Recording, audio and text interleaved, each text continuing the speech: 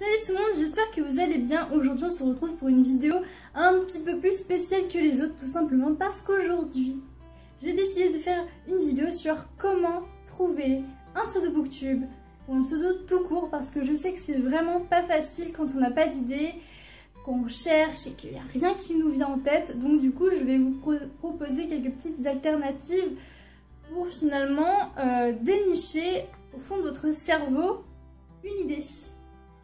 Donc pour moi le premier point c'est de se démarquer des autres.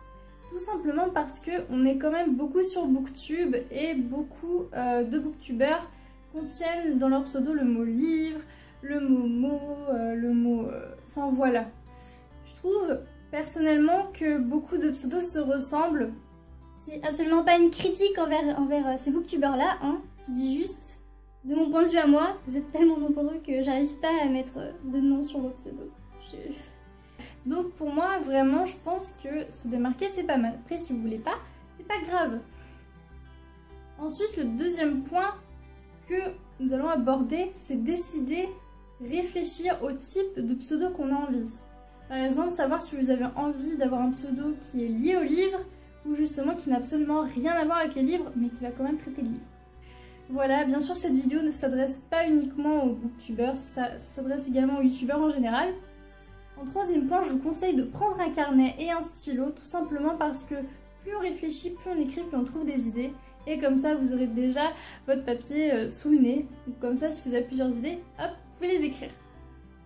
Donc j'ai préparé deux catégories, j'ai préparé des pseudos et des idées de pseudos avec l'univers du livre et des pseudos qui n'ont rien à voir avec le livre. Voilà. Comme ça, tout le monde est content. Alors concernant les livres, moi je vous conseille de jouer avec les mots et avec les significations. Tous les pseudos que je dirai seront affichés, vous pouvez les reprendre si vous avez envie. Par exemple, pourquoi pas mélanger un mot anglais avec un mot livresque. Par exemple, this a book, donc le début, disease, du coup maladie. Donc du coup en gros ça serait en gros la maladie du livre quoi. Je trouve que ça sonne bien, je trouve que c'est super sympa.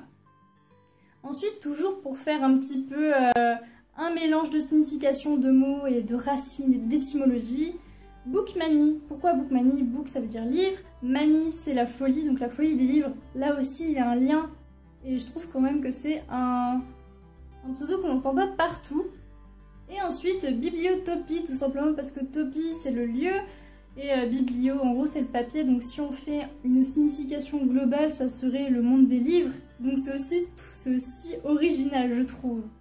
Et ça concerne les livres.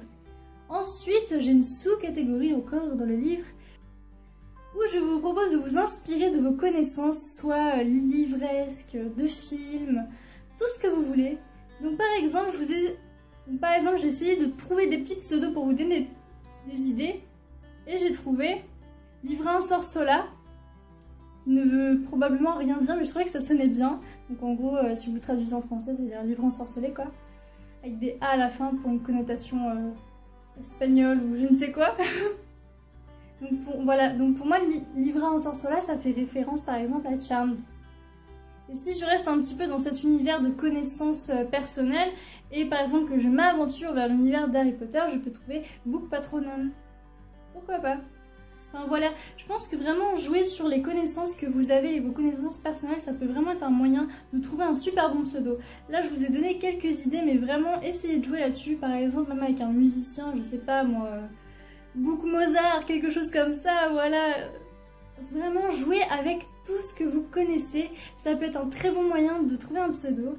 Et comme je le disais plus haut, les significations, essayez de mélanger des mots, des étymologies, ça peut donner un super truc. Maintenant, nous allons passer à la deuxième catégorie, donc la catégorie autre, où finalement il n'y aura pas de mots en rapport avec les livres dans votre pseudo. Donc pour commencer, je vous propose quelque chose si jamais vous n'avez vraiment pas d'idée. Ce sont les générateurs. Donc les générateurs, c'est quoi? C'est par exemple, vous écrivez votre prénom et votre nom de famille, et ça va vous donner votre nom en elfe, en hobbit, en dragon, en tout ce que vous voulez. Je pense que ça peut être une source d'inspiration quand on a vraiment. Donc je vais vous donner quelques petits exemples, je vous mettrai les liens en barre d'infos. Donc mon nom de fée c'est Bracken Willow Shimmer. En vampire j'ai Rose Kit, je sais pas comment ça se prononce. en fait. Je pourrais carrément mélanger la fée avec le vampire, donc ça ferait Bracken Kit. Ça va, c'est mignon. Enfin voilà, ça peut vraiment être une idée, ça peut être vraiment la base pour trouver le pseudo finalement. Ça peut vraiment être une base, ensuite vous enchaînez, vous essayez d'enrichir tout ça pour faire un pseudo complet, joli, propre. Ensuite, ce que je peux vous proposer comme idée de pseudo, c'est faire un petit peu comme les auteurs par exemple. Vous choisissez un nouveau prénom, vous choisissez un nouveau nom et finalement ça vous fait un petit peu votre nouvelle identité. Parce que je pense que quand on vient un petit peu sur Booktube, si on prend un pseudo, c'est un petit peu pour nous créer une identité libre ou une identité YouTube. Donc finalement c'est nous mais sans être nous, c'est un dérivé de nous, donc pourquoi pas effectivement changer de nom et de nom de famille, juste pour le coup, juste pour votre pseudo. Donc, par exemple, moi je pourrais très bien m'appeler Laetitia Nawel ou Lucie Delot ou je ne sais pas moi, Elsa ou Elsa au bois dormant, voilà. Et ensuite, le dernier conseil que je peux vous donner qui me semble le plus approprié, c'est de trouver votre symbole. Pourquoi? Parce que je pense que chaque personne a une personnalité différente et que chaque personne possède un symbole qui lui est propre. Par exemple, je vais vous donner la signification de mon pseudo pour faire un exemple.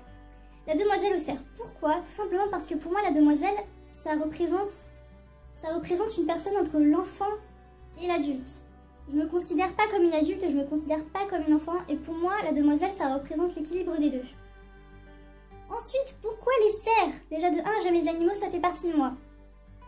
Et ensuite, pourquoi précisément le cerf? Parce que pour moi, le cerf, ça exprime la liberté et l'élégance. C'est quelque chose qui me tient à cœur et c'est quelque chose que je recherche.